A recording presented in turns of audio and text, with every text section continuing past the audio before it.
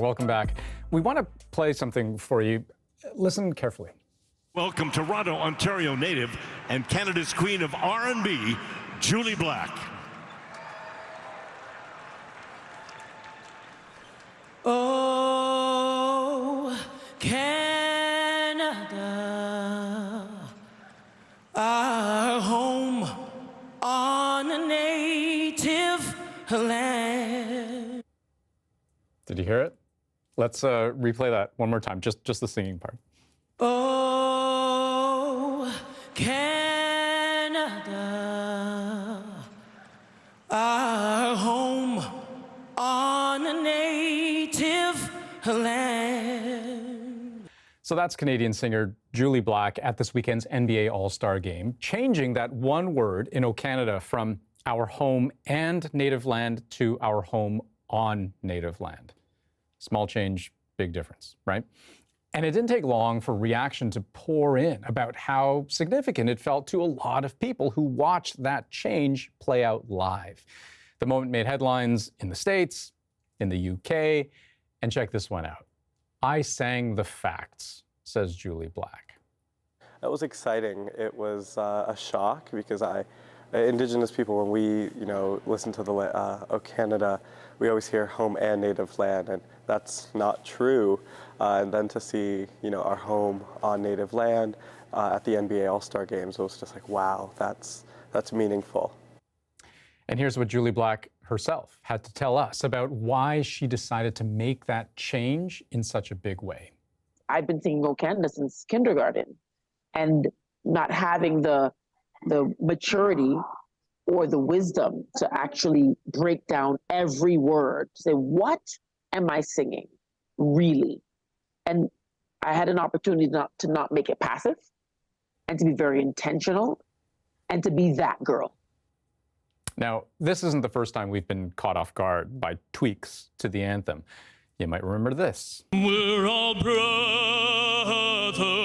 and sisters, all lives matter to the great.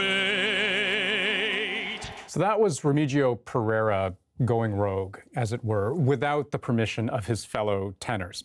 The lyric, of course, is supposed to be, with glowing hearts we see thee rise, the true north strong and free. But that change to sing all lives matter, which is widely viewed as a rejection of Black Lives Matter, it didn't go over well. He was kicked out of the group, and I actually have no idea what he's doing right now. The Jully Black change, though, don't get me wrong, absolutely there is criticism of it out there. But there's also a lot of praise, even people who want to see the change made official and permanent. So here's the question I have. How difficult would it be to change Canada's national anthem? The easiest way to answer this question is to count how many times it has been changed. And the answer is pretty simple. Once. That's it. Once.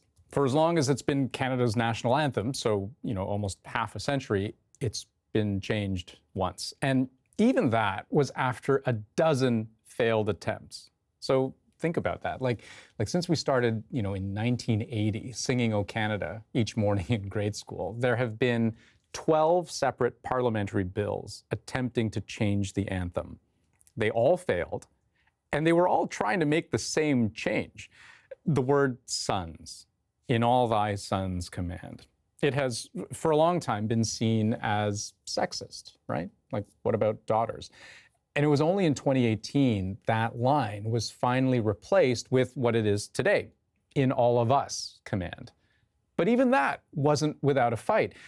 Some conservatives were really against it, like, hands off, the song's a century old, leave it be. If we start parsing lines of songs, we're not showing the respect for the tradition and the heritage that we've inherited. If I vote for this legislation and the rationale has been made that it's discriminatory, I would then be accepting that Canada would have been, in its words, discriminatory for the last roughly 100 years. So, long story short, whether you like Jully Black's rendition of O Canada or not, it could be an uphill battle to make that change official. But who knows what the next 50 years might bring. I want to be the change. I want to be supported by all communities, and it starts now. And I'll quote a quote from Carolina Change, a play that I was leading, and the quote is, "Change comes fast, change comes slow, but change comes." Okay, one more thing before we go to commercial break. In our research for this story, we had quite a bit of fun learning about all of the different versions of O Canada through the last century. And I didn't know this, O Canada actually has a bunch more verses that we just never sing, like real verses. So we're going to leave you with this. The very rarely sung next verse from the poem O Canada is based on. Not sung by me, because that would be an uncomfortable form of torture for all of us and probably massively disrespectful to the original poet, but rather sung by Brianna Goss, who is an associate radio producer here at the CBC. Brianna, over to you. Oh, Canada, where pines and maples grow, great prairies spread, and lordly rivers flow.